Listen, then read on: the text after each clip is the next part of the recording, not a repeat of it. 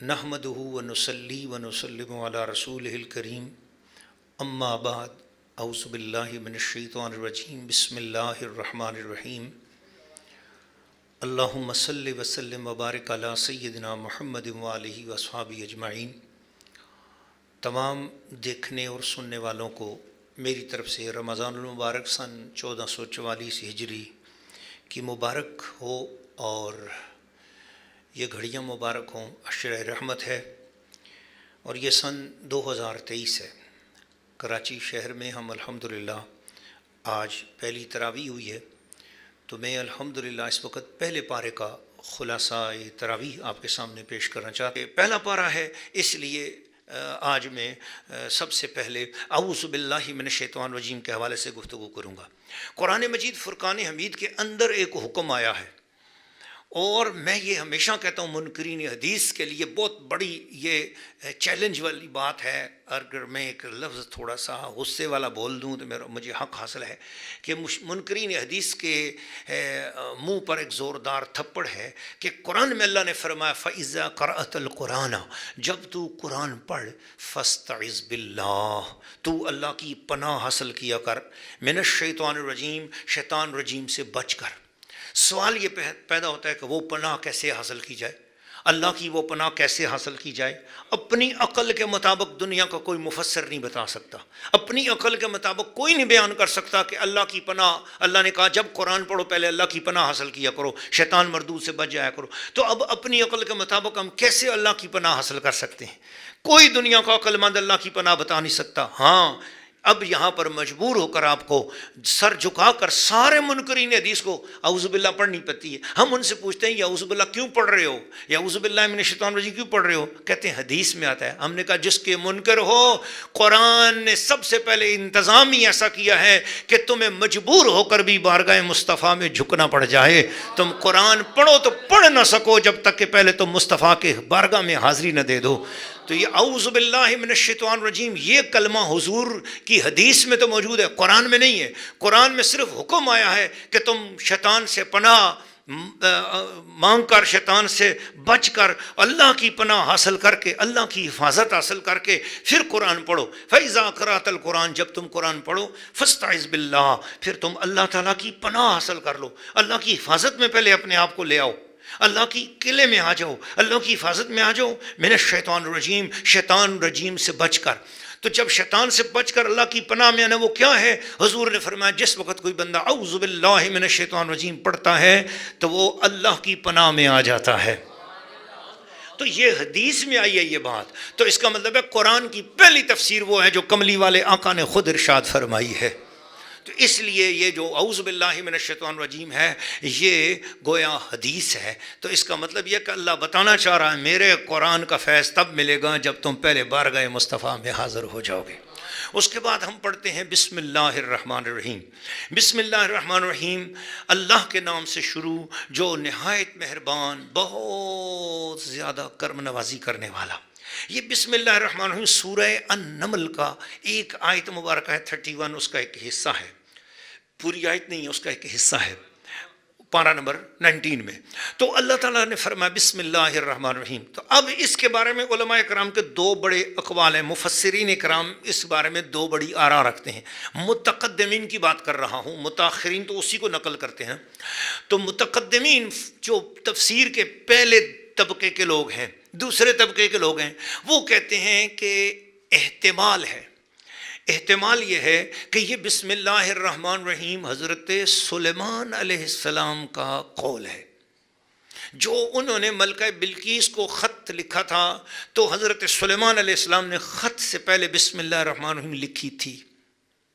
मुफस्सिरीन इकराम का ख्याल ये है कि नहीं, सुलेमान अलैहिस्सलाम ने जो ख़त लिखा था उस ख़त को पढ़ते हुए दरबारियों ने देखा कि मलका के चेहरे पे कोई बड़े तसरात आ गए खौफ वाले।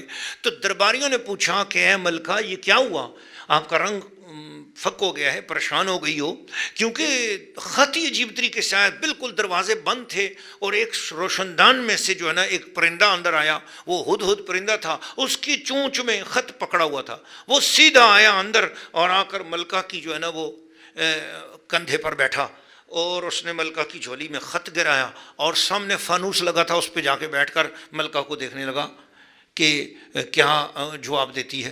تو ملکہ نے اٹھا کے خط خود جب پڑھا تو اب درباری پریشان ہو گئے کہ یہ کیا معاملہ ہے۔ تو انہوں نے پوچھا، دربار میں جو بیٹھے ہوئے تھے بہت بڑے بڑے بڑے بڑے لشکروں کے کمانڈر ان چیف تھے، کسی کے نیچے 9,000 کا لشکر تھا تو اسے 9,000 سردار کہتے ہیں، کسی کے نیچے 18 لاکھ کا لشکر تھا تو اس کو 18,000 سردار کہتے ہیں، اپنے اپنے منصب کے اعتبار سے کرسیاں اور صوفوں پر وہ بیٹھے ہوئے تھے۔ تو وہ کہنے لگے ملکہ یہ کیا مسئلہ ہے، بتا کوئی ایسی کوئی خطرناک بات ہے تو ہم حاضر ہیں اپنے لشکر کے ساتھ۔ تو اس نے کہا یہ بڑا عزت والا خط آیا ہے، انہو من سلیمان، یہ سلیمان نبی کی طرف سے خط آیا ہے، وَإِنَّهُ بِسْمِ اللَّهِ الرَّحْمَنِ الرَّحِيمِ، اور یہ خط جو ہے اس کے یہ ہے اللہ کے نام سے شروع ہو رہا ہے جو کہ مہربان۔ تو وہ کہتے ہیں کہ دس از دا نریشن آف وہ ملکہ جو ملکہ سبا بلقیس ہے، یہ اس ملکہ سبا کی نریشن ہے کہ اس نے کہا کہ یہ خط بسم اللہ الرحمن الرحیم اللہ کے نام سے شروع ہو رہا ہے۔ تو اب یہاں بسم اللہ الرحمن الرحیم سے مراد ہو گئی کہ یہ قول ملکہ ہے۔ اب دو آراء ہو گئیں، ایک آراء متقدمین یہ فرماتے ہیں کہ اس سے مراد قول سلیمان یا قول نبی ہے۔ دوسری بات کہ ملکہ سبا جب اسلام قبول کر چکی تو حضور سلیمان علیہ السلام کی صحابیہ بن گئی، تو اس لحاظ سے وہ قول ولی ہوا۔ تو اگر یہ قول ولی ہے تو، اور اگر یہ قول صحابی ہے تو، قول نبی ہے تو ہمیں اس سے کیا فیض ملتا ہے؟ اس اختلاف سے فیض ملتا ہے۔ اللہ کے رسول نے فرمایا اختلاف امتی رحمت، میری امت کے درمیان اختلاف بھی خدا کی رحمتوں میں سے ایک رحمت ہے۔ اب اختلاف تو ہو گیا مگر اس کا ہمیں کیا فائدہ ہوا؟ ہمیں یہ فائدہ ہو کہ ہم دونوں کو مانتے ہیں۔ جس نے یہ کہا کہ یہ بسم اللہ الرحمن الرحیم حضرت سلیمان کا قول ہے، ہم اس کو مانتے ہیں۔ جس نے کہا یہ سلیمان علیہ السلام کا قول نہیں ہے تو ملکہ سبا جو ولیہ ہے اس کا قول ہے، ہم کہتے ہیں ہم مانتے ہیں، کیونکہ اللہ نے زمانے گزرنے کے بعد یہ رسول پاک پر نازل کی ہے سورہ نمل، اور اس کے اندر آیا ہے۔ اب یہ قول اگر سلیمان کا ہے تو ہم تب بھی مانتے ہیں، اب یہ قول اگر ملکہ سبا کا ہے ہم تب بھی مانتے ہیں۔ مگر اس ماننے سے فائدہ کیا ہے؟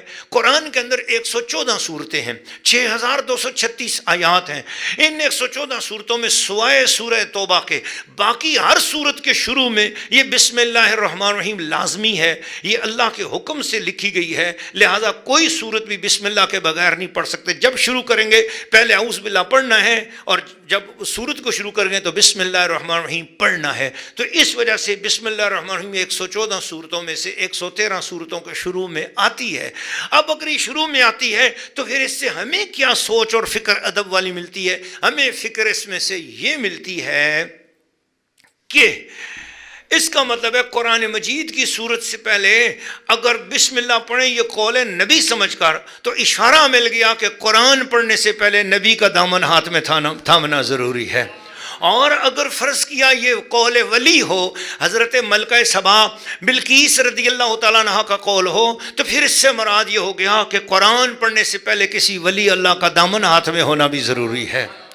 تو نہ منطقی سے نہ فلسفی سے ملتا ہے، نہ منطقی سے نہ فلسفی سے ملتا ہے، خدا کے در کا پتہ نبی اور ولی سے ملتا ہے۔ نہ منطقی سے نہ فلسفی سے ملتا ہے، خدا کے در کا پتہ نبی اور ولی سے ملتا ہے۔ جو ان کو چھوڑ کے جنت میں جا سکو تو جاؤ، پر وہ راستہ بھی انہی کی گلی سے ملتا ہے۔ اب یہ میری گفتگو ہو گئی بسم اللہ الرحمن الرحیم کے فضائل اور اس کے برکات کیا ہیں، اس پر تو میں بے شمار جو ہے نا وہ گفتگو میری اور کئی جگہ بھی ریکارڈ ہے، ابھی نہیں کر سکتا۔ اب چلتا ہوں، پہلے پارے کے اندر 2 صورتیں ہیں، ایک صورت فاتحہ ہے، دوسری سورہ البقرہ ہے۔ سورہ البقرہ کے 15 رکوع آتے ہیں۔ پہلے پارے میں ویسے 16 رکوع ہیں، ایک رکوع سورۃ فاتحہ میں آ جاتا ہے، باقی 15 رکوع جو ہیں وہ سورۃ بقرہ کے ہیں۔ تو اس طرح پہلے پارے کے اندر جو ہے نا گویا ہم نے 2 صورتوں کی زیارت کرنی ہے۔ تو باقی سورہ بقرہ کے اندر ٹوٹل 286 آیات ہیں، اگلا دوسرا پارہ پورا بھی سورہ بقرہ کا ہے، اور تیسرا پارہ جو ہے نا اس کے اندر بھی تقریباً ابتدائی کچھ حصہ سورہ بقرہ کا ہے، اس کے بعد سورہ آل عمران شروع ہوتی ہے۔ لہٰذا ہم سورہ بقرہ کے حوالے سے پہلے پارے تک کا مضمون آج بیان کریں گے۔ تو سورہ فاتحہ کی طرف چلتے ہیں، اس میں اندر 7 آیات ہیں۔ تو سورۃ فاتحہ کی جو شان نزول ہے یہ آسمان سے 2 مرتبہ نازل ہوئی. اس لیے قرآن مجید کی سورہ الحجر 14ویں پارے میں اس کے بارے میں آتا ہے کہ وَلَقَدْ آتَيْنَاكَ سَبْعًا مِّنَ الْمَثَانِي وَالْقُرْآنَ الْعَظِيمِ، ہم نے آپ کو بار بار دہرائی جانے والی 7 آیات بھی عطا کی اور پورا قرآن عظیم عطا کیا. تو اس کا ایک نام سبع من المثانی کھویا. سورۃ فاتحہ کا ایک دوسرا نام قرآن مجید کے اندر موجود ہے.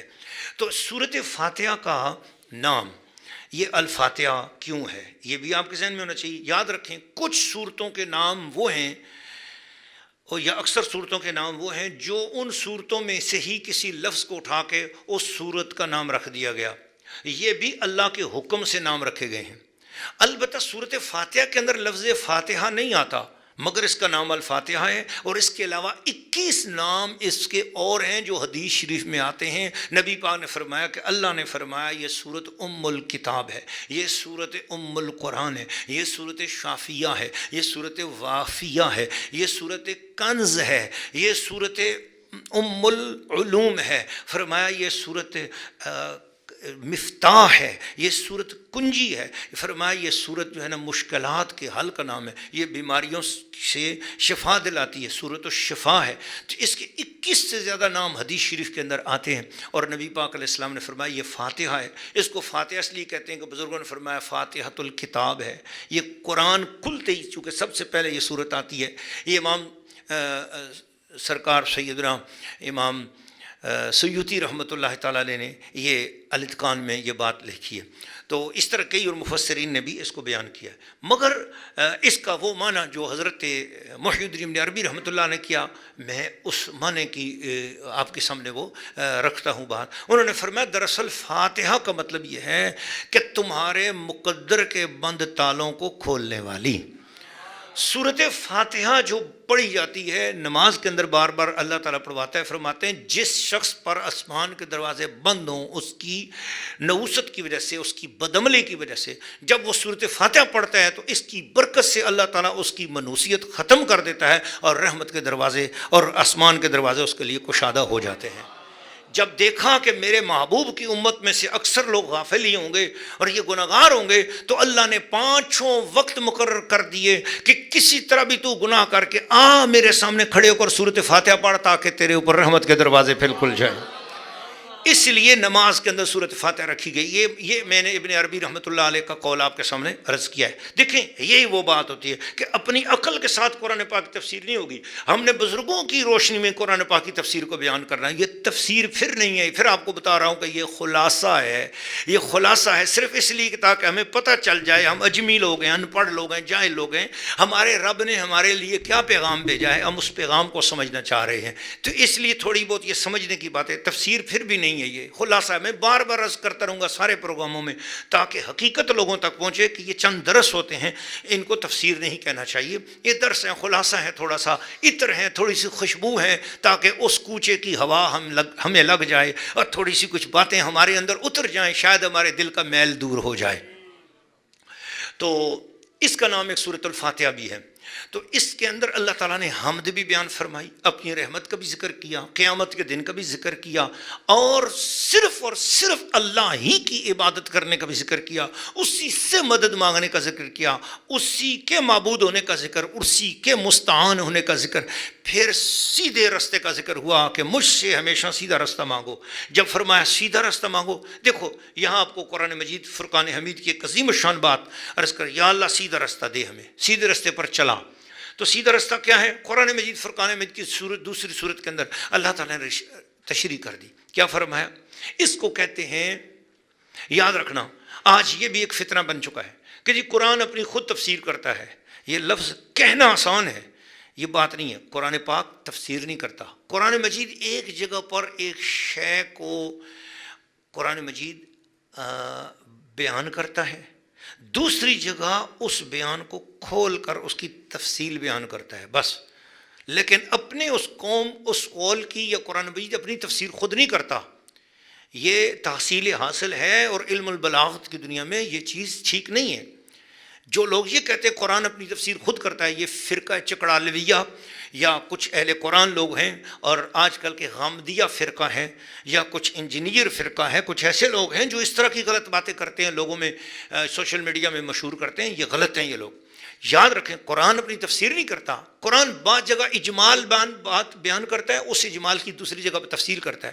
یہاں اجمالاً کہا کہ مجھ سے دعا مانگو سورۃ فاتحہ میں، کہ دعا مانگو کہ اے اللہ ہمیں سیدھے راستے پر چلا، اور 5 وقت دعا مانگو. اس کا مطلب ہے کوئی شخص یہ دعویٰ نہیں کر سکتا کہ میں سیدھے راستے پر ہی ہوں، دعویٰ نہیں کر سکتا، بلکہ کیونکہ ہر وقت اسے ضرورت ہے کہ سیدھے راستے کی اللہ تعالیٰ سے رہنمائی مانگے، کہ یعنی اس کے گمراہ ہونے کے چانس ہو سکتے ہیں، لہذا ڈرتے رہنا چاہیے.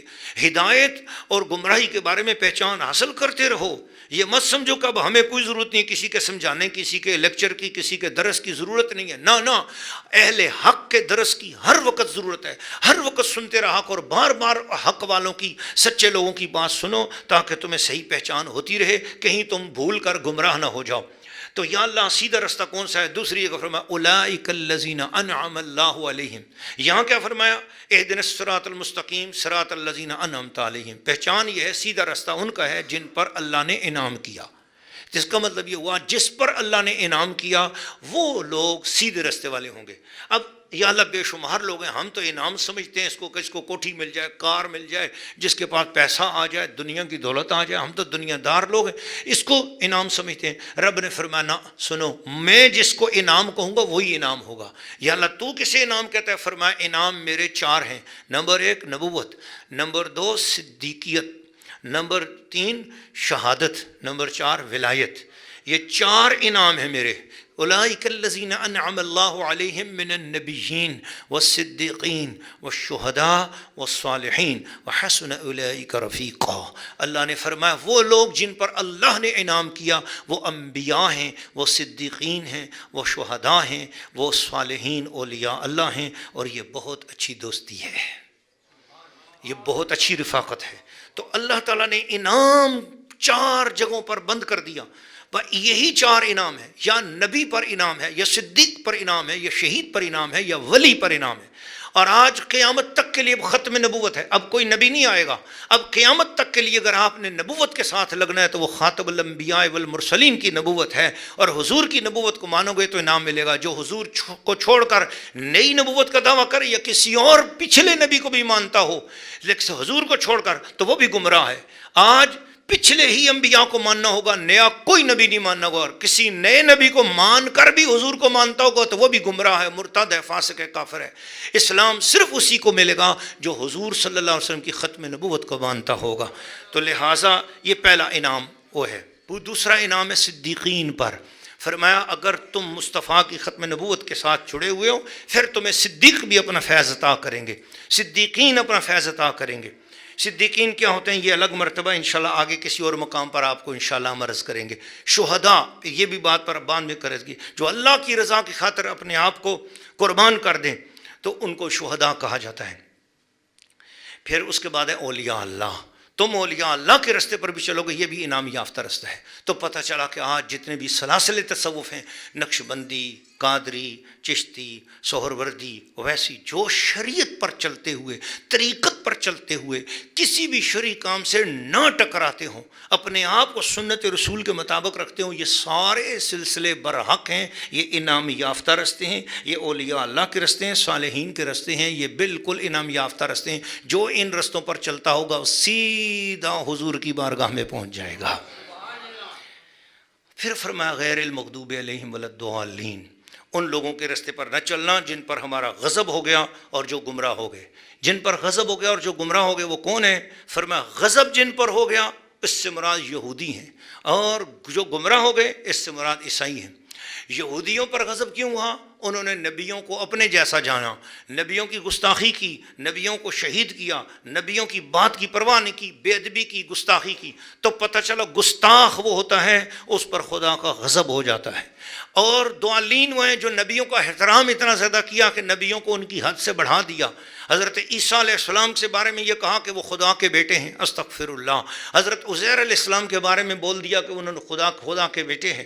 تو یا مریم علیہ السلام کے بارے میں بول دیا کہ مریم جو ہیں وہ خدا کی استغفراللہ یا بیوی ہیں یا خدا کی شریکہ ہیں یا عیسیٰ، مریم اور جبریل، یہ تینوں مل کر خدا بنتے ہیں، تو یہ ساری باتیں مشرکانہ ہیں اور اللہ تعالیٰ شرک سے پاک ہے، اللہ تعالیٰ سبحان ہے، اللہ قدوس ہے، یہ ساری مخلوق ہیں، جبریل بھی خدا کی نورانی مخلوق ہے، حضرت مریم بھی خدا کی مخلوق ہیں، حضرت عیسیٰ بھی خدا کے بندے اور رسول ہیں، ان کی مخلوق ہیں، وہ اللہ تعالیٰ کے شریک نہیں ہیں۔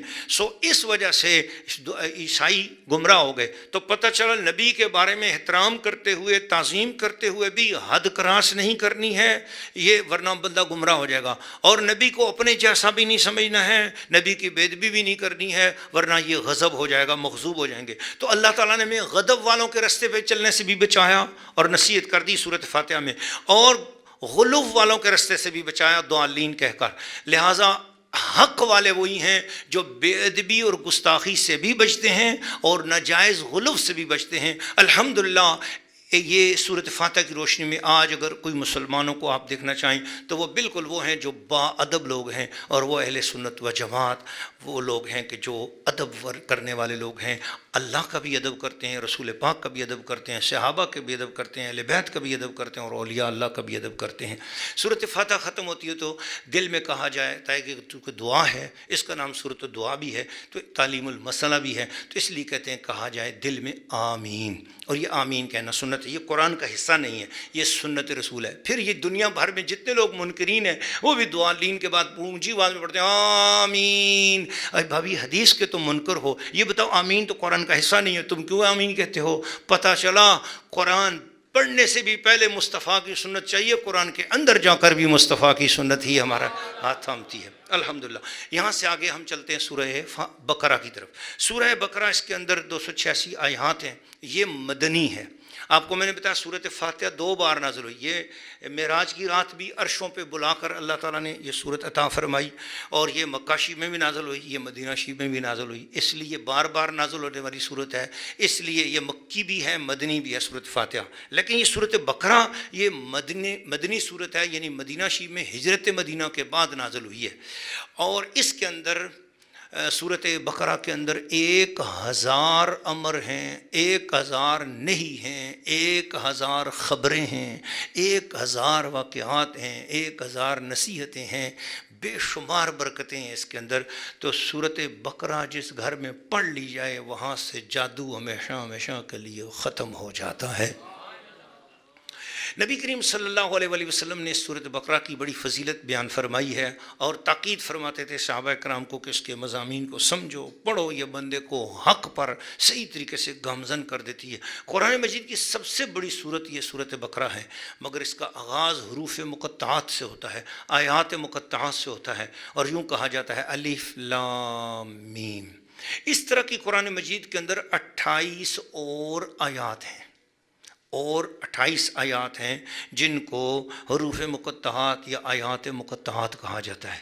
یہ اکثر قرآن مجید کی صورتوں کے شروع میں ہی آئے ہیں، جیسے کاف ہا یا عین صاد، حا میم عین سین قاف، نون یاسین حامیم، الف لام را، الف لام میم را قاف۔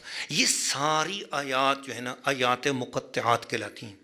تو قرآن مجید کی آیات کی 3 قسمیں ہیں، نمبر 1 آیات محکمات، نمبر 2 آیات متشابہات، نمبر 3 آیات مقطعات۔ یہ 3 قسمیں ہیں قرآن مجید کی جتنی بھی آیات ہیں۔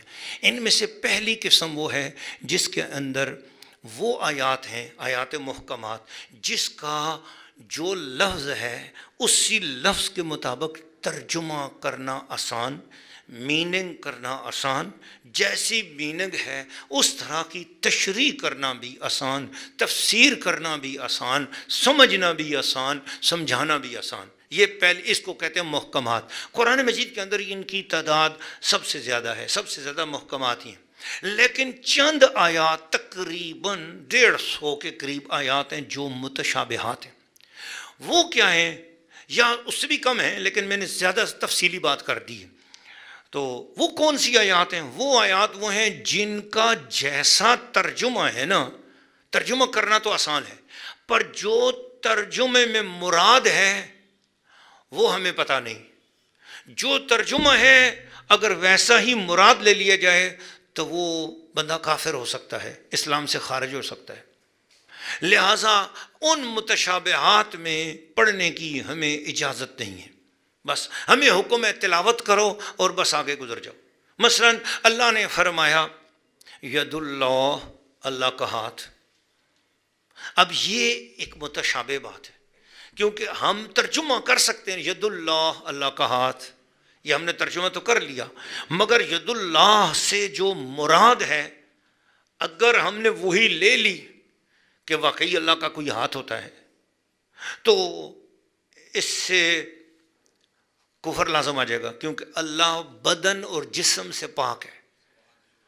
اللہ کا بدن کوئی نہیں ہے، اللہ کیونکہ ہاتھ مانو گے تو ہاتھ ایسے تو نہیں ہوتا، ہاتھ کے لیے کلائی ضروری ہے، کلائی کے ذریعے بازو ضروری ہے، بازو کے لیے کندھا ضروری ہے، کندھے کے لیے جسم ضروری ہے، جسم کے لیے ٹانگیں ضروری ہیں، پھر ساری ٹانگوں کے ساتھ تو نہیں، دوسرا ہاتھ دوسرا بازو بھی چاہیے، پھر اوپر سر بھی چاہیے، آنکھیں بھی چاہیے، کان بھی چاہیے، تو گویا آپ نے جسم مان لیا۔ اور اللہ تعالیٰ واجب الوجود تو ہے مگر وہ جسم سے پاک ہے۔ اللہ دیکھتا ہے آنکھوں کے بغیر، اس سے آنکھوں کی محتاجی نہیں۔ اللہ سنتا ہے کانوں کے بغیر، اللہ پکڑتا ہے ہاتھوں کے بغیر، اللہ چلتا ہے قدموں کے بغیر۔ تو اللہ تعالیٰ کی کوئی بھی جسمانی کیفیات نہیں ہے جو ہمارے جسمانی کیفیات ہوتی ہیں۔ ہمارا ہاتھ نظر آتا ہے اور ہاتھ کی ایک حد ہے، اور اللہ تعالیٰ کی کوئی حد نہیں ہے۔ اس وجہ سے جب لفظ ید اللہ کہا تو اس کا ترجمہ کرنا تو آسان ہے، مگر جو اس سے مراد ہے وہ ہمیں پتہ نہیں۔ بزرگوں نے اس کی مراد بیان کی ہے اور فرمایا جب ید اللہ کا لفظ قرآن میں آ جائے تو اس سے مراد ہے اللہ کی قوت، اللہ کی طاقت۔ تو اس کا مطلب یہ ہوا یہ آیت ہمارے لیے متشابہ ہو گئی۔ جس طرح قرآن مجید میں اللہ تعالیٰ نے فرمایا لیس کمثلہ شیء، یہ محکم آیت ہے، اللہ کی مثال کوئی بھی نہیں، یہ محکم آیت ہے۔ مگر اب آپ کو میں بتاؤں، دوسری جگہ فرمایا مثل نورہ کمشکات، اللہ کے نور کی مثال اس طرح ہے جیسے چراغ دان کے اندر چراغ رکھا ہوا ہو۔ اب اللہ ایک جگہ فرماتا ہے اللہ کی مثال ہی کوئی نہیں، یہ محکم آیت ہے، بالکل ٹھیک، اور دوسری جگہ فرمایا اللہ کے نور کی مثال ایسی ہے جیسے چراغ دان کے اندر چراغ رکھا ہوا ہو۔ تو اس کا مطلب یہ ہوا کہ یہ جو دوسری آیت ہے یہ متشابہ ہو گئی، اس سے جو مراد ہے وہ ہمیں پتہ نہیں، جو لفظ ہے اس کا ترجمہ ہم اس کے مطابق مراد نہیں لے سکتے، اس کو کہتے ہیں آیات متشابہات۔ اس طرح بزرگان دین نے، حضرت شیخ عبدالحق محدث دہلوی نے لکھا ہے کہ یہ جو آیت کریمہ قل انما انا بشر مثلکم، اے محبوب آپ بولو کہ میں تمہاری طرح بشر ہوں، یہ آیت بھی متشابہات میں سے ہے۔ اب آپ کو سمجھ آ گئی؟ اس لیے متشابہات سے عقیدہ لینے کی اجازت نہیں ہے۔ عقیدہ نہ مقطعات سے بنے گا نہ متشابہات سے بنے گا، عقیدہ جب بھی بنے گا صرف محکمات سے بنے گا۔ بولو سبحان اللہ۔ اب آتے ہیں تیسری آیت جو یہاں سورۃ بقرہ کے آغاز میں ہے، الف لام میم، کہ اب میں نے آج مقطعات پہ گفتگو کر دی نا، اب یہ آگے پورے قرآن مجید میں جہاں بھی آئے گی اب ہم اس بات گفتگو کو دہرائیں گے نہیں، کیونکہ ہم نے خلاصہ بیان کرنا ہے۔ تو الف لام میم یہ آیات مقطعات میں سے ہے۔ تو آیات مقطعات وہ ہوتی ہیں جن کے صرف ہم حروف پڑھ سکتے ہیں، ان کی تلاوت کر سکتے ہیں، مگر اس کی میننگ کیا ہے، اس کا معنی کیا ہے، یہ ہمیں نہیں پتہ۔ کوئی بشر، کوئی مفسر، کوئی محدث اس کے معنی نہیں بیان کر سکتا جو کہ اوریجنل ہیں۔ اگر کسی نے بیان بھی کیے تو وہ ایک اندازہ ہے، قسم اٹھا کر نہیں کہا جا سکتا کہ صرف یہی معنی ہے۔ اس لیے تو ایسے لفظ جس کا ترجمہ ہی نہ کیا جا سکے، جب ترجمہ نہیں ہو سکے گا تو اس کی تفسیر بھی نہیں ہو سکتی۔ تو اللہ تعالیٰ نے ایسے 28 کلمات قرآن مجید کے اندر عطا کیے، ان میں سے سورۃ بقرہ کا آغاز یہ الف لام میم سے ہوا ہے۔ اب جب اس کا ترجمہ ہی نہیں ہو سکتا، معنی بھی نہیں ہو سکتا، معنی کے مطابق تفسیر بھی نہیں ہو سکتی، تشریح بھی نہیں ہو سکتی، تو پھر ایسی آیات اللہ نے نازل کیوں کی ہیں؟ چونکہ آج کل میرا زمانہ چونکہ چناکے والے لوگوں کا زمانہ ہے، میرے سامنے آڈینس ہے اور یہ میرا پروگرام جو ہے نا وہ ریکارڈ بھی ہو رہا ہے ماجی سرکار ایجوکیشنل امپائر کے تحت، تو پھر دنیا سنے گی اس کو، تو وہ سوچیں گے کہ اس جگہ پر مفتی صاحب یہ تشریح کر دیتے، یہ مسئلہ حل کر جاتے ہمیں، کہ جب قرآن مجید کی آیات کا معنی بھی نہیں، میننگ بھی نہیں، میننگ کے مطابق ٹرانسلیشن نہیں، ٹرانسلیشن کے مطابق اس کی ایکسیجیسس نہیں ہو سکتی، تشریح نہیں ہو سکتی، تفسیر نہیں ہو سکتی، ایکسپلینیشن نہیں ہو سکتی، تو پھر اس کو لایا کیوں؟ قرآن میں ایسی چیز کو لایا کیوں؟ ہاں، بہت اچھا سوال کیا آپ نے. یہ سوال آپ سے بہت پہلے 1400 سال پہلے ہو چکا ہوا ہے. اس کا جواب مفسرین نے دے دیا ہوا ہے. فرمایا قرآن کی وہ چیز جو تیری سمجھ میں آئی اور تو نے اسے مانا، اور قرآن کی وہ چیز جو تیری سمجھ میں نہ آئی اور تو نے اسے نہ مانا، تو اس کا مطلب ہے تو نے قرآن کو نہیں مانا، تو نے اپنی سمجھ کو مانا ہے. اور قرآن چاہتا ہے کہ مجھے مانا جائے، تو ضروری ہے کہ قرآن میں کچھ ایسی چیزیں بھی ہوں جن کا ترجمہ بھی ہم نہ جانتے ہوں، معنی بھی نہ جانتے ہوں، اور وہ قرآن میں ہوں، اور ہم ان کا ادب اسی طرح کریں جس طرح ہم سمجھنے والی چیزوں کا کر رہے ہوں. ہم ان کو بھی مانتے چلے جائیں، ان کو بھی پڑھتے چلے جائیں، ان کا بھی ادب کریں، تو پھر فیصلہ ہو جائے گا کہاں یہ لوگ سچے ایمان والے ہیں. اسے بھی مانتے ہیں جو سمجھ میں آتا ہے، اور اسے بھی مانتے ہیں جو سمجھ میں نہیں آتا مگر ہے اللہ کا قرآن، اس کو بھی مانتے چلے جا رہے ہیں. تو ایمان کے لیے ضروری ہے، کیونکہ اگر ہم نے صرف اسی قرآن میں صرف وہی آیتیں ہوتی جن کو ہم سمجھ سکتے ہوتے، تو پھر اس کا مطلب ہے ہم نے قرآن کو تھوڑا مانا، اپنی سمجھ کو مانا ہے. تو قرآن کو ماننے کے لیے ضروری ہے کہ ہم اسے بھی مانیں جو قرآن میں ہمیں سمجھ میں آ گیا، اور اسے بھی مانیں جو ہمیں سمجھ میں نہیں آیا، تاکہ ہم اپنی عقل سے بڑھ کر مصطفیٰ کے قول پر، مصطفیٰ کی زبان پر اور قرآن پر یقین کریں، اور یہ کہیں کہ مولا ہم ان کا ادب قیامت تک کرتے رہیں گے، چاہے ہمیں سمجھ میں آئیں یا نہ آئیں، اس لیے کہ تیری زبان سے عطا ہو گئے ہیں. ہمیں اے کملی والے تیری زبان پر بھی یقین ہے، رب کے کلام پر بھی یقین ہے. اس کے بعد سورۃ بقرہ کے پہلا رکوع چلتا ہے، تو پہلے رکوع کے اندر متقین کی 5 صفات بیان کی گئیں. فرمایا متقین وہ لوگ ہوتے ہیں جو قرآن مجید کے اوپر بلا شک بلا تردد ایمان لے آتے ہیں، پھر قرآن ان کو ہدایت دیتا ہے. اچھا، انشاءاللہ آج کے لیکچر میں نہیں، انشاءاللہ اگلے کسی درس میں آپ کو ضرور بتاؤں گا کہ ہدایت کہتے کس کو ہیں. آج نہیں بول سکتا، یہ ایک تھوڑا سا ٹائم لیتا ہے، 2-4 منٹ لے گا، اس لیے میں آج وہ ٹائم نہیں لیتا. آگے چلتے ہیں. متقین جو غیب پر ایمان رکھتے ہیں. غیب کسے کہتے ہیں؟ فرمایا وہ حقیقتیں جن کو احساس کے ذریعے، محسوسات کے ذریعے جانا نہ جا سکے. وہ ایسی چیزیں ہوں کہ عقل کے ذریعے کانٹ ڈسکرائبیبل ہوں، انسانی دماغ ان کو اپنے احاطے میں نہ لا سکے، آنکھ دیکھ نہ سکے، ہاتھ چھو نہ سکے، زبان ذائقہ چکھ نہ سکے، اور لمس میں نہ آ سکیں، بولی میں نہ آ سکیں. انسان اپنی عقل کے ذریعے ان حقیقتوں کا ادراک نہ کر سکے، ان کو غیب کہا جاتا ہے. چاہے وہ ہمارے ارد گرد موجود کیوں نہ ہو، بس اسے غیب کہا جاتا ہے. فرمایا پھر اس کو مانتے ہیں. قرآن نے یہ کہا کہ ایمان والے کی پہلی ڈیفینیشن ہی یہ ہے کہ وہ غیب کے اوپر ایمان رکھتا ہے، وہ غیب کو مانتا ہے، اندیکھی چیزوں کو مان لیتا ہے. کس بنا پر؟ بھلا ہو کسی اور میں بات کروں گا تو پھر وہ بات میں چاہتا ہوں میں مناظرے کی بات کبھی بھی نہ آنے دوں، اس میں صرف درس قرآن کی طرف رکھوں.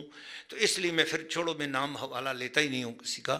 میں صرف یہ بات کرنا چاہتا ہوں کہ ایک تفسیر ہے دور حاضر کی مشہور ہے، اس کا نام ہے تفہیم القرآن. اس کے اندر یہ بات لکھی ہوئی ہے کہ غیب سے مراد وہ حقیقتیں ہیں جن کو انسانی عقل و ادراک کے ذریعے تو نہ ناپا جا سکے، نہ جانا جا سکے، پر ان کو اس اعتماد پر مان لینا کہ نبی ان کی خبر دے رہا ہے، اس لیے ان حقیقتوں کو علم غیب کہا جاتا ہے. تو ایسی کون سی چیزیں ہیں؟ جنت، دوزخ، فرشتے، اعمال کا ثواب، برے اعمال کی سزا اور گناہ. یہ وہ چیزیں ہیں کہ جو ہمیں یقین کرنی پڑیں گی، اور جتنا یقین ہوتا چلے گا اتنا ایمان بھی بڑھتا چلا جائے گا. صحابہ کرام صرف ثواب کی خاطر، حضور صلی اللہ علیہ وسلم نے فرما دیا جس نے بازار میں جا کر چوتھا کلمہ پڑھ لیا اسے 20,000 نیکیاں ملیں گی۔ کوئی کام نہیں ہوتا تھا لیکن بازار میں جاتے تھے اور وہاں جا کے چوتھا کلمہ پڑھ کے آتے تھے۔ کسی نے پوچھا حضور کیوں گئے ہیں بازار؟ فرمایا کام تو کوئی نہیں تھا، پر کملی والے کے فرمان پر یقین ہے۔ فرمایا کہ جو بازار سے گزرتے ہوئے لا الہ الا اللہ وحدہ لا شریک لہ لہ الملک ولہ الحمد یحیی و یمیت وہو حی لا یموت ابدا ابدا ذو الجلال والاکرام بیدہ الخیر وہو علی کل شیء قدیر، ایک مرتبہ پڑھ لے اسے 20,000 نیکیاں مل جاتی ہیں۔ اتنا یقین تھا کہ بازار میں جا کے پڑھ کے آ جاتے تھے کہ مجھے 20,000 نیکیاں مل گئی ہیں۔ یہ بات تھی، ان لوگوں کو یقین تھا ثواب پر، اور ثواب علم غیب کی دلیل ہے۔ آپ کو اگر ثواب کی خاطر میں ثواب کر رہے ہیں آپ علم غیب والے ہیں، اگر ثواب کی خاطر اپنے مسلمان بھائی کو سلام کرنے میں پہل کر رہے ہیں آپ علم غیب والے ہیں۔ آپ کو اللہ نے علم غیب پر یقین سے نواز دیا ہے۔ اگر آپ نماز پڑھتے ہیں، تراویح پڑھتے ہیں، زکوٰۃ ادا کرتے ہیں اور اللہ سے ڈرنا سیکھ گئے ہیں، سمجھ لیں کہ آپ کا علم غیب کامل ہو گیا۔ جس کا جتنا علم غیب کامل ہوتا چلا جائے گا اتنا ہی وہ ایمان میں بھی اعلیٰ ہوتا چلا جائے گا۔ یؤمنون بالغیب کے بعد فرمایا جس کا یہ غیب والا ایمان ہو جائے گا نا، اس کے اندر پہلی بات یہ کہ نماز کا پابند ہو جائے گا۔ فرمایا یقیمون الصلاۃ، وہ نماز کو قائم کرتے ہیں۔ علم غیب پر ایمان یقین جتنا بڑھے گا اتنی نماز بہت اچھی ہوتی چلی جائے گی، نماز قائم ہوتی چلی جائے گی۔ اور نماز قائم کرتے ہیں وَمِمَّا رَزَقْنَاهُمْ يُنْفِقُونَ، جو اللہ نے انہیں رزق دیا اس میں سے خرچ کرتے ہیں۔ وَبِالْآخِرَةِ هُمْ يُوقِنُونَ، اور وہ جو کچھ آپ پر نازل ہوا آپ کے بعد، آپ سے پہلے، یہ آپ کے نازل ہونے، یہ یاد رکھ لیں وَالَّذِينَ يُؤْمِنُونَ بِمَا أُنزِلَ إِلَيْكَ وَمَا أُنزِلَ مِن قَبْلِكَ، جو آپ سے پہلے نازل ہوا ان پر بھی ایمان لاتے ہیں، یعنی تورات، زبور، انجیل، اگرچہ وہ اپنی اصلی حالت میں آج موجود نہیں مگر ہمیں ایمان ہے کہ وہ آسمان سے نازل ہوئی تھیں۔ یہ ایمان بالغیب اللہ کی بارگاہ میں قرآن پر یقین دلاتا ہے۔ فرمایا اور محبوب جو آپ پر نازل ہوئے قرآن، اس پر بھی وہ ایمان لاتے ہیں۔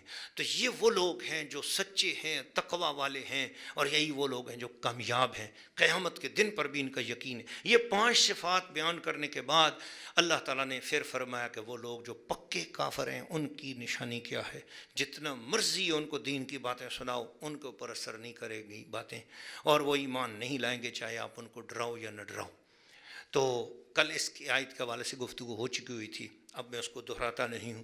پھر ارشاد فرمایا اب وہ لوگ ہیں جو نہ تو پورے مومن ہیں اور نہ ہی وہ کافر ہیں، بلکہ مسلمانوں کے بیچ میں آتے ہیں تو کہتے ہیں کہ ہم ایمان لے آئیں، اور جب وہ کافروں کے بیچ میں جاتے تو کہتے ہیں ہم تو مسلمانوں سے مذاق کرتے ہیں، ہم تو تمہارے ساتھ ہی ہیں۔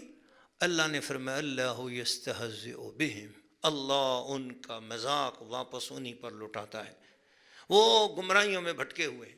یہ ایک تیسری اصطلاح ہے، یاد رکھیں جو خدا کو مانتا ہی نہیں، جو کملی والے کو مانتا ہی نہیں اسے کافر کہا جاتا ہے، جو مان لیتا ہے اسے ایمان والا اور مسلمان کہا جاتا ہے۔ اور یہ جو تھوڑا سا مسلمانوں کے پاس آ کے بیٹھا اور تھوڑا سا کافروں کے پاس جا کے بیٹھا، تھوڑی سی ان کی باتیں اچھی لگی، تھوڑی سی ادھر کی اچھی لگی، ان کی بھی تعریف کرتا ہے ان کی بھی تعریف کرتا ہے، اس کو کیا کہا؟ فرمایا یہ منافق ہے۔ اور منافق کون ہے؟ فرمایا ان المنافقین فی الدرک الاسفل من النار، یہ منافق وہ ہیں کہ کافروں کو جہنم کے تھوڑے سے اوپر کے طبقے میں پھینکا جائے گا، مگر جہاں کافروں اور مشرکوں کی پیپ گرے گی نا، اس سب سے نچلے گندے درجے کے اندر منافق کو ڈالا جائے گا۔ تو اللہ تعالی ہم سب کو منافقت سے بچائے۔ پھر اللہ نے 13 رکوع آگے مسلسل، یہ بھی میں پہلے پارے کا خلاصہ آپ کے سامنے، 13 رکوع اللہ نے منافقوں کی اصلاح کی خاطر اور منافقت کی پہچان کی خاطر مسلمانوں کو سمجھانے کے لیے کہ منافقوں کے شر سے بچو، 13 رکوع اللہ نے آگے مسلسل یہی بات بیان کی اور بتایا کہ بنی اسرائیل کے حالات بیان کیے، موسیٰ علیہ السلام کی امت کے حالات بیان کیے، پھر اللہ تعالیٰ نے اسی کے اندر وہ واقعہ بیان کیا جس کی وجہ سے اس بڑی سورت کا نام سورہ البقرہ ہوا۔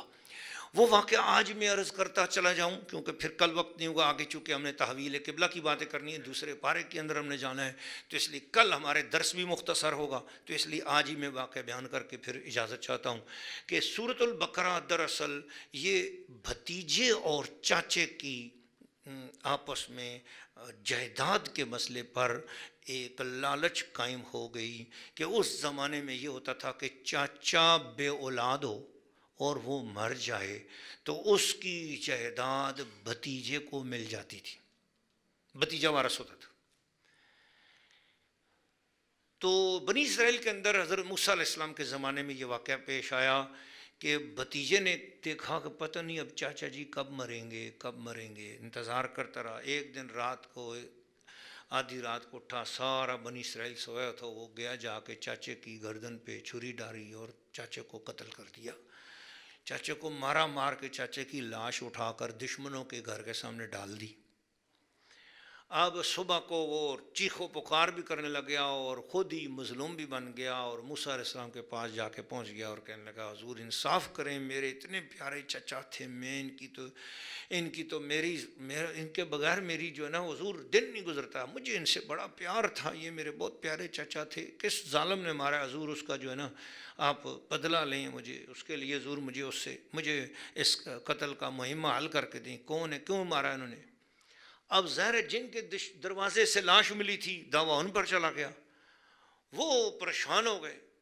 اب ظاہری طور پر وہ بے گناہ تھے، مگر رات کا ٹائم تھا، کوئی دلیل نہیں ہے کہ کیسے مر گیا، کیا ہوا، مقتول کی وجہ کیا ہے۔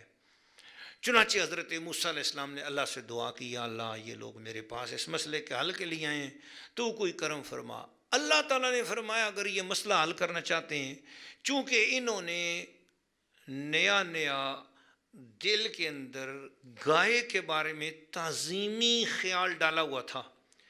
سورۃ البقرہ اسپیشل یہ واقعہ سنایا اس لیے گیا کہ اس زمانے کی ہندوازم، یہ 3000 سال پرانا مذہب ہے، یہ ہندوازم، اسلام کو بھی 1500 سال ہوئے، تو ہندوازم کی گویا اصلاح ہونے والی تھی۔ ہندو گو ماتا سے بہت پیار کرتے ہیں، گائے کو سمجھتے ہیں کہ یہ دیوتا ہے، اور بیل کو بھی بڑی عزت کی نظر سے دیکھتے ہیں، اور اس کو حرام جانتے ہیں کہ اس کے اوپر سواری کی جائے، اور اس کے دودھ کو یا اس کے گوشت کو کھانے کو حرام جانتے ہیں۔ ہندو اس کو مقدس سمجھتے ہیں، اس کا پیشاب پیتے ہیں، اس کا گوبر کھاتے ہیں۔ استغفر اللہ العظیم، اللہ تعالیٰ معاف فرمائے۔ اور میں اس وقت دنیا بھر کے سننے والے مسلمان لوگوں سے کہوں گا کہ انڈیا کی بنی ہوئی دوائیاں، خاص کر ان کی جو دوائیاں جس کو یہ کہتے ہیں ہربل میڈیسن، اس کو سے بچیں، اپنے آپ کو بچائیں، کیونکہ تقریباً 95 ہربل میڈیسن انڈیا والوں کی اس کے اندر گائے کا پیشاب اور گائے کا گوبر ملایا جاتا ہے۔ تو لہٰذا اپنے آپ کو انڈین مصنوعات سے بچائیں، خاص کر جس میں ہربل میڈیسن ہوتی ہیں کہ اس کے اندر جو ہے نا وہ گائے کا پیشاب ڈالتے ہیں۔ اللہ تعالی ہم سب کو حرام چیز کو حرام سمجھ کر اس سے بچنے کی توفیق عطا فرمائے۔ ایک جانور ہے، حلال جانور ہے، اور اس کا گوشت جو ہے نا وہ کھانا حلال ہے، اس کا دودھ پینا حلال ہے، اور اس کی گندے اجزاء جو 9 اجزاء ہوتے ہیں ہر جانور کے اندر وہ حرام ہے، تو یہ بھی حرام ہے، تو لیکن باقی گوشت اس کا حلال ہے۔ اب کیا ہوا کہ یہ سویلائز معاشرہ تھا، اپنے آپ کو یہ سمجھتے تھے، تو اللہ نے ان کی بھی تو اصلاح کرنی تھی۔ اس زمانے میں حضرت موسیٰ علیہ السلام کی امت میں گائے کے ساتھ ایک تقدس والا سلسلہ شروع ہو گیا، وہ گائے کو سمجھتے تھے۔ کیوں؟ دراصل جب فرعون کے دربار سے نکلے تھے تو یہ بنی اسرائیلی آتے ہوئے ان کا سونا سارا ساتھ لے آئے۔ جب دریا پار کیا تو ان کے ساتھ سامری نام کا ایک بندہ تھا جس کو سامری جادوگر بھی کہتے ہیں۔ تو بنی اسرائیل نے کہا کہ اب ہم اس سونے کا کیا کریں، اتنا بڑا سونا ہمارے ساتھ آ گیا۔ تو چونکہ اس دریا میں سے 12 رستے نکلے تھے، تو حضرت جبریل علیہ السلام نے پہلے اپنی گھوڑی ڈالی تھی۔ جب یہ گھوڑی دریا پار کیا جبریل علیہ السلام کی گھوڑی نے، تو یہ جہاں پر پاؤں رکھتی تھی وہاں فوراً سبزہ نکل آتا تھا، جبریل علیہ السلام کی گھوڑی۔ تو یہ نظر میں آ گیا سامری کے، سامری نے کیا کیا، وہاں سے وہ جبریل علیہ السلام کی گھوڑی سے جو لگا ہوا گھاس تھا اس نے وہ اٹھا لیا، اس نے کہا اس کے اندر بھی ضرور کوئی نہ کوئی کیمیا گری ہے۔ چنانچہ اس نے کیا کیا کہ بنی اسرائیل کے سارے سونے کو جمع کیا اور ایک جولر کو کہا کہ تم اس کی جو ہے نا کوئی ڈیزائن بناؤ، تو اس نے ایک گائے کا بچڑا بنا لیا۔ جب گائے کا بچڑا بن گیا، اس نے حضرت جبریل علیہ السلام کے پیروں سے لگنے والی جو مٹی خاک تھی گھوڑے کی، اس گھوڑے کی خاک کو اٹھا کے اس کے منہ میں ڈالا، تو وہ بچڑا بولنے لگا۔ جب وہ بولنے لگا تو یہ بنی اسرائیلی یہ اتنے کچے دماغ کے تھے کہ انہوں نے سمجھا کہ یہ تو بہت بڑا کوئی خدا ہے۔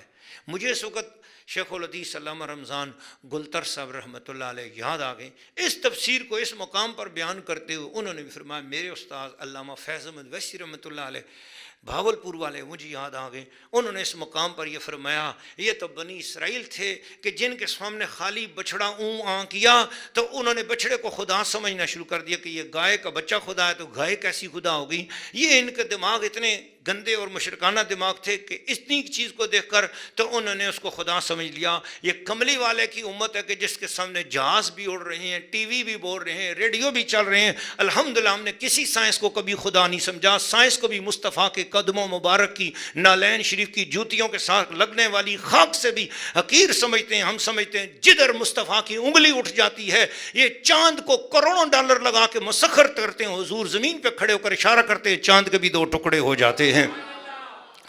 یہ سورج کو آج تک مسخر نہیں کر سکے اور میرے مصطفیٰ نے ڈوبے ہوئے سورج کو مولا علی کی نماز کے لیے اسے واپس پلٹا دیا۔ تو سائنس تو میرے کملی والے آقا صلی اللہ علیہ وسلم کی لونڈی ہے۔ تو حضور کے امتیوں میں اتنی توحید راسخ ہو چکی ہے کہ آج سائنسی ایجادات بولتی پھرتی ہیں، ٹیلی فون، موبائل، سہولیات، سوشل میڈیا، کیا کچھ ہو چکا ہوا ہے، لیکن اس کے باوجود الحمدللہ ہم نے ایجادات کو خدا کی مخلوق ہی سمجھا ہے اور مخلوق کو کبھی الہ نہیں جانا ہے۔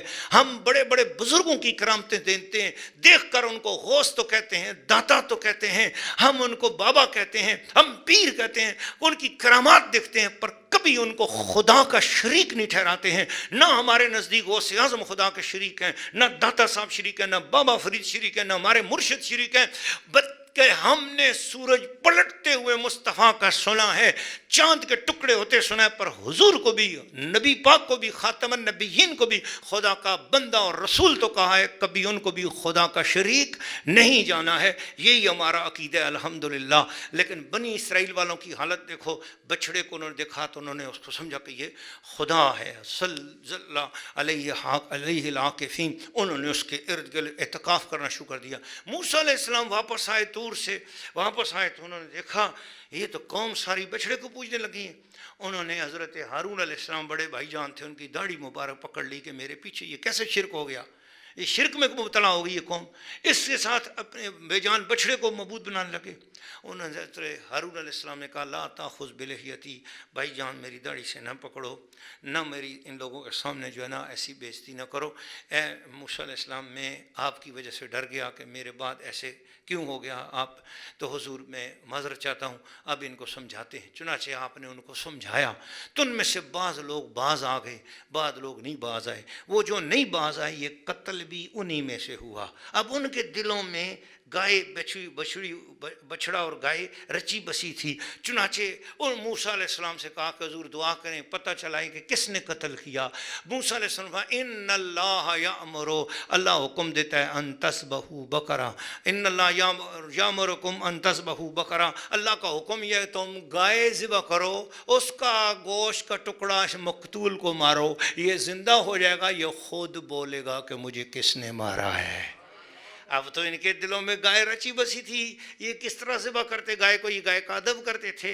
اللہ تعالیٰ ان کے اندر سے شرک کی جڑ کاٹنا چاہ رہا تھا۔ اللہ بتانا چاہ رہا تھا کہ میں کسی بھی اس چیز خدا کی توحید کے سامنے کوئی پیاری چیز بھی پیاری نہیں ہے، اس پہ قربان کیا جاتا ہے سب کو۔ یہ یاد رکھ لینا، اسلام اتنی عظیم چیز ہے، وہ تو گائے کو قربان کر رہے ہیں نا، اسلام کملی والے آقا کی ختم نبوت میں اتنی عظیم چیز ہے جس پہ سب سے پہلے حضور نے اپنا سارا کنبہ قربان فرمایا، امام حسین قربان ہوئے اسلام کی خاطر۔ یہ یاد رکھ لینا، آج کچھ لوگ یہ سمجھتے ہیں کہ اسلام کا درجہ نیچے ہے اور حسین کا درجہ اونچا ہے، یہ اہل بیت کا درجہ اونچا ہے۔ نہیں، یاد رکھنا ان سب ہستیوں کو بھی مقام ملا ہے تو اسلام پر عمل کرنے کی برکت سے ملا ہے۔ یہ اسلام پر قربان ہوئے تو اسلام کی عظمت ہمیشہ اوپر رکھنی ہے، بولو ذرا سبحان اللہ۔ چنانچہ گائے، وہ انہوں نے بولا تو گائے کے بارے میں سوال کرنے لگے۔ انہوں نے کہا جی اچھا گائے کیسی ہونی چاہیے؟ اللہ نے فرمایا گائے اچھی ہونی چاہیے، خوبصورت ہونی چاہیے، کنواری ہونی چاہیے، کبھی اس کے اوپر بیل نہ چڑھا ہو، یعنی اس نے کوئی بچہ بھی نہ دیا ہو، اور کبھی کوئی کھیتی بھی نہ جوتی ہو، کبھی اس سے پانی کا رہٹ کھینچنے کے لیے اسے نہ چلایا گیا، بالکل صاف ستھری گائے ہو۔ ایسی کون سی گائے؟ ڈھونڈنے لگے. اچھا یا اللہ یہ تو اس طرح کی بھی گائیں مل جاتی ہیں، کوئی خاص اس کا رنگ بتا. اللہ نے کہا بالکل صفرا رنگ کی ہے، زرد رنگ کی گائے ہے، اس میں بیچ میں کسی اور رنگ کا بال ہی نہیں ہے. اب یہ گائے کون سی تھی؟ ایسے کلر کی گائے صرف پورے بنی اسرائیل میں ایک ہی تھی، اور وہ تھی اللہ کے ایک ولی کی گائے. اور وہ ولی دنیا سے جانے لگے تو ان کی ٹوٹل کمائی وہی گائے تھی، اور وہ اس گائے پر ہی ان کا انحصار تھا. تو انہوں نے فوت ہوتے وقت جب ان کی وفات کا ٹائم آیا تو انہوں نے کہا اللہ میرے بچے یتیم ہیں، چھوٹے چھوٹے بچے ہیں، اور میری یہی ایک دولت ہے، جنگل میں رہتا ہوں، کہیں شیر بھیڑیا آ کے کھانا جائے، اے اللہ میں اپنی اس گائے کو بچوں کے جوان ہونے تک تیرے سپرد کرتا ہوں، تیری حفاظت میں دیتا ہوں. اب میری اس گائے کو شیروں، درندوں، سانپوں، بچھوؤں سے بچا، اور میری گائے محفوظ رہے. جب میرے بچے بڑے ہوں تو یہ گائے ان کو واپس کر دینا تاکہ وہ اس کو بیچ کر اپنی زندگی کے 4 دن اچھے گزار سکیں. اللہ کی سپردگی میں، حفاظت میں دینے کا عمل یہ بہت پرانا چلا رہا ہے. اس لیے ہمیں حضور نے فرمایا دعا کیا کرو وَأُفَوِّضُ أَمْرِي إِلَى اللَّهِ إِنَّ اللَّهَ بَصِيرٌ بِالْعِبَادِ. میں نے اپنے آپ اللہ کے سپرد کر دیا، اللہ اپنے بندوں کو دیکھنے والا ہے. چنانچہ وہ گائے جنگل میں چلی گئی. جنگل کے شیر بھی اس گائے کا احترام کرتے تھے، اور بھیڑیے بھی اس گائے کا احترام کرتے تھے، درندے بھی اس گائے کا احترام کرتے تھے کہ یہ ایک ولی اللہ کی گائے ہے. تو اگر گائے ولی اللہ کی ہو، نسبت ولی اللہ کے ساتھ ہو، تو پتہ چلا کسی چیز کا اللہ کے ولی کے ساتھ منسوب ہونا شرک نہیں ہے. غیر اللہ کے ساتھ منسوب ہو، اور خصوصاً جب اس کو ذبح کیا جائے اس وقت کسی غیر اللہ کے ساتھ منسوب نہیں ہونی چاہیے. عند الذبح ہے یہ پڑھنا چاہیے بسم اللہ اللہ اکبر. اس وقت نہ بت کا نام لوگے، نہ پیر بزرگ کا نام لوگے، نہ نبی پاک کا نام لوگے، نہ درود شریف پڑھو گے. یہ لکھا ہوا ہے بزرگوں نے کتابوں میں کہ ذبح کے وقت صرف اللہ کا نام لوگے، اس کے علاوہ اس پہ نام آ سکتا ہے کسی کا. یہ عقیقے کی گائے ہے، یہ ولیمے کی گائے ہے، یہ شادی کی گائے ہے، یہ فلاں کام کے لیے گائے ہے، تو آپ اس کے اوپر نام لے سکتے ہیں کسی کا، مگر ذبح کرتے وقت صرف اللہ ہی کا نام لینا ہے. چنانچہ وہ گائے جنگل میں یہ ڈھونڈتے ڈھونڈتے ملی تو جبریل علیہ السلام انسانی صورت میں ان کی اماں کے پاس ہے کہ اماں جی اس کی قیمت بڑھاتے رہنا اور یہ کہنا کہ یہ گائے میں بیچتی نہیں، میری تو نشانی ہے.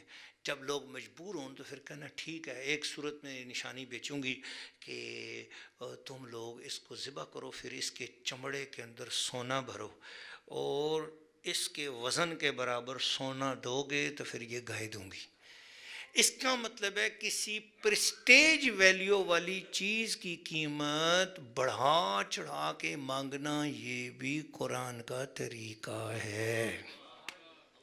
حضرت امیر معاویہ رضی اللہ تعالیٰ عنہ کو وہ چادر جب ملی جو حضرت حسان بن ثابت کو نبی پاک علیہ الصلوۃ والسلام نے دی تھی نعت پڑھنے پر، جب حضرت امیر معاویہ کو پتہ چلا کہ یہ چادر حضرت حسان بن ثابت کی فیملی میں چلی آ رہی ہے، حسان بن ثابت کی فیملی سے امیر معاویہ ملے اور کہا کہ یہ نبی پاک کی نشانی ہے، حضور نے چادر آپ کو نعت کے بدلے عطا کی ہے، آپ مجھے یہ چادر دے دو. تو انہوں نے کہا یہ نشانی ہے، ہم نہیں دیتے سرکار کی نشانی. فرمایا اچھا اس کے بدلے جو ہدیہ بولو دے دوں گا. 1,00,000 درہم. انہوں نے کہا نہیں جی یہ تھوڑے ہیں. 2,00,000 درہم. نہیں جی تھوڑے ہیں. 3,00,000 درہم. جی تھوڑے ہیں. 4,00,000 درہم. جی ہاں یہ ٹھیک ہے. فرمایا نہ اب میں 2,00,000 اور دوں گا. 6,00,000 درہم دے کر وہ چادر حضرت امیر معاویہ نے خرید لی. وہ حضرت بن حسان بن ثابت کو حکم دے دیا جب میں وفات پا جاؤں میرا کفن اسی چادر کے اندر کیا جائے. حضرت امیر معاویہ کی جب وصال ہوا تو ان کا کفن وہی چادر تھی جو حسان بن ثابت کو دی گئی تھی، اور وہ ناخن نبی پاک علیہ الصلوۃ والسلام نے جو ترشوائے تھے وہ ناخن ان کے سینے پر تھے. نبی پاک علیہ السلام کے کچھ بال مبارک تھے وہ ان کی آنکھوں پر رکھے گئے تھے. اللہ پاک اپنے محبوب کے صدقے پتہ چلا محبوبوں کے ساتھ نسبت رکھنے والی چیز کی قیمت بہت زیادہ بھی ڈال دی جائے تو وہ فضول خرچی نہیں ہوتی. بولو سبحان اللہ.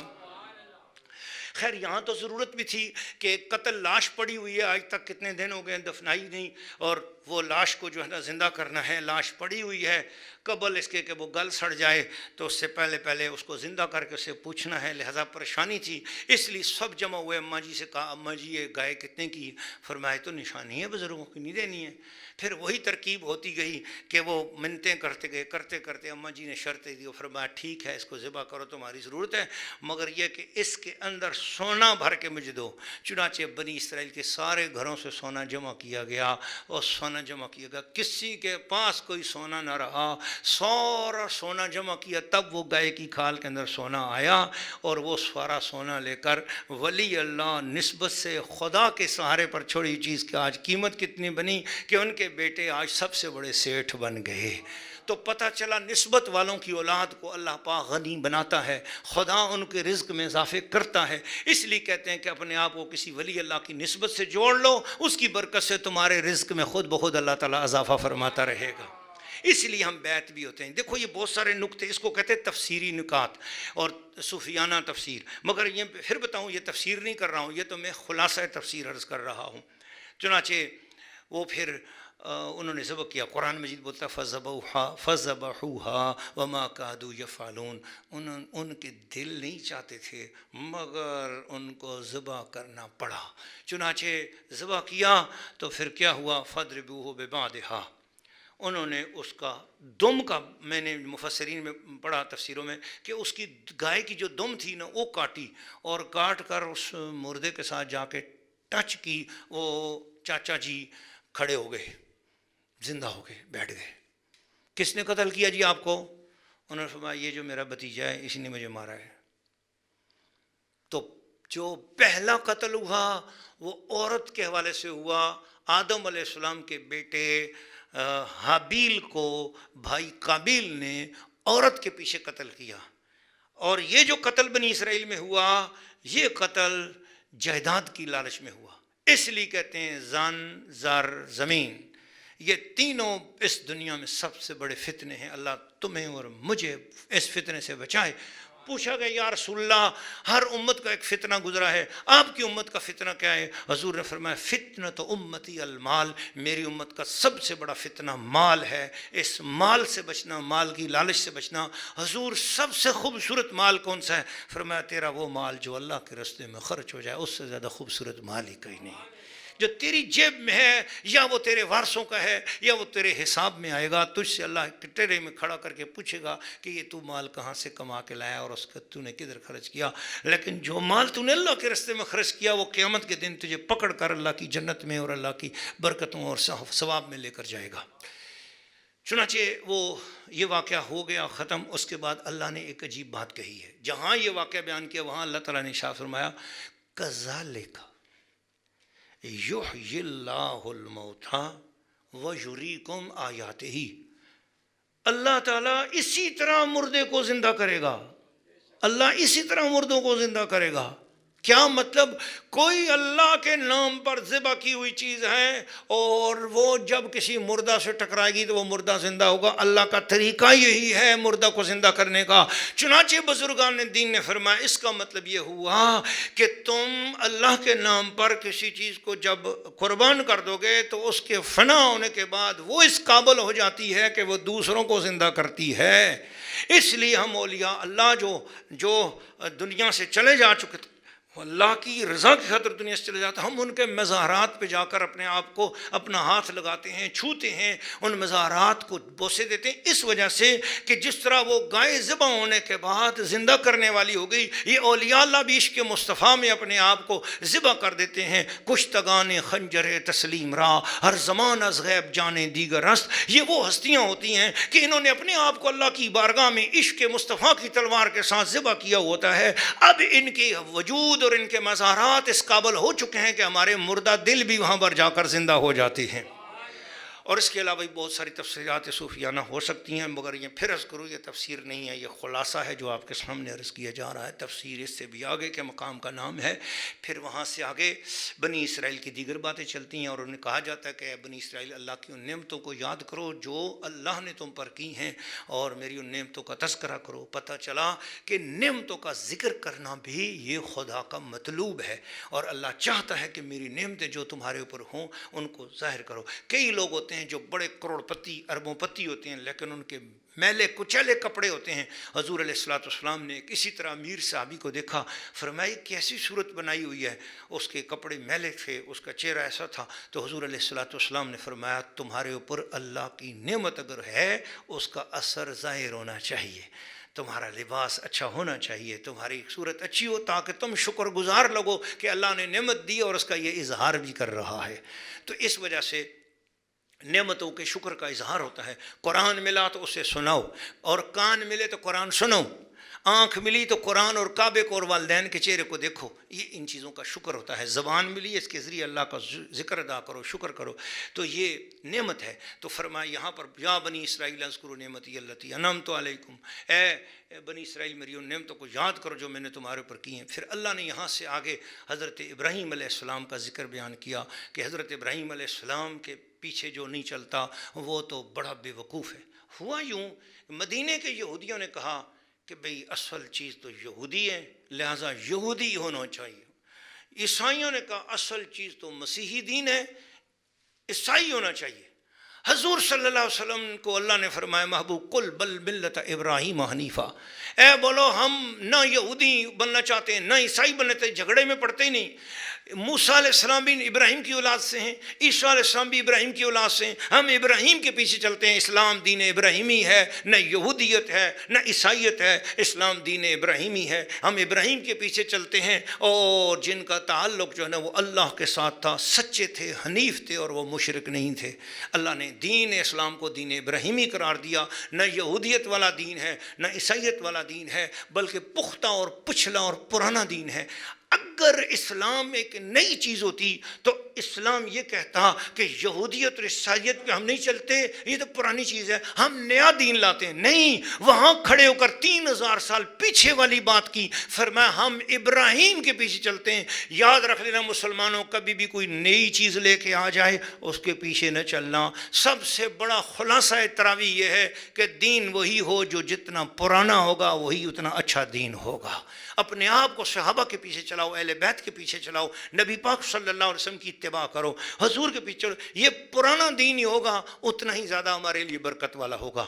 یہاں سے آگے حضرت یعقوب علیہ السلام کا تذکرہ شروع ہوا اور خانہ کعبہ کی بنا کا تذکرہ شروع ہوا، وہ انشاءاللہ ہم سورۃ ابراہیم میں جا کر کچھ کریں گے۔ اور صرف اتنا آخر میں کہ حضرت ابراہیم علیہ السلام کا جب وصال کا ٹائم آیا، اس وقت انہوں نے اپنے 12 بیٹوں کو جمع کیا اور فرمایا کہ بتاؤ میرے بعد کس کی پوجا کرو گے؟ قالو، انہوں نے کہا نعبد الہک و الہ آبائک، ہم آپ کے الہ کی پوجا کریں گے اور آپ کے آبا و اجداد کے جو الہ تھے اس کی پوجا کریں گے۔ الہم واحدن، وہ اکیلا ایک ہی خدا ہے، ونحن لہ مسلمون، ہم اسی کے حضور گردن جھکائے ہوئے ہیں۔ حضرت یعقوب علیہ السلام بڑے خوش ہو گئے۔ تو اب اس آیت سے سبق کیا ملتا ہے؟ سبق یہ ملتا ہے کہ خدا کو مانو مگر نسبت انبیاء کے ساتھ مانو۔ ان بیٹوں نے یہ نہیں کہا ہم اپنے اللہ کو ہم پوجا کریں گے، ہاں اللہ تو ان کا بھی تھا، یہ کہتے زمین و آسمان کے خدا کی پوجا کریں گے، بے شک اللہ زمین و آسمان کا بھی خدا تھا۔ انہوں نے حضرت یعقوب علیہ السلام کے ساتھ اللہ تعالیٰ کے اس الہ ہونے کی نسبت ظاہر کی جو نبوت کے ساتھ اس کی توحید والا تعلق ہے۔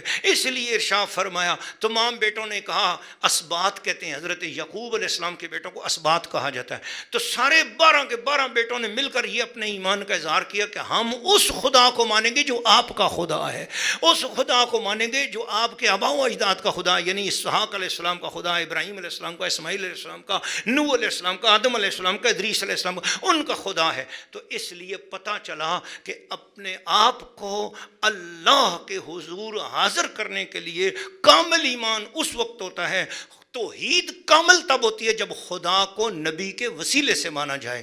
اس لیے کہا کہ تعلق ہے میرا اہل دل کے اس قبیلے سے، خدا کو جس نے پہچانا محمد کے وسیلے سے، وما علینا الا البلاغ المبین۔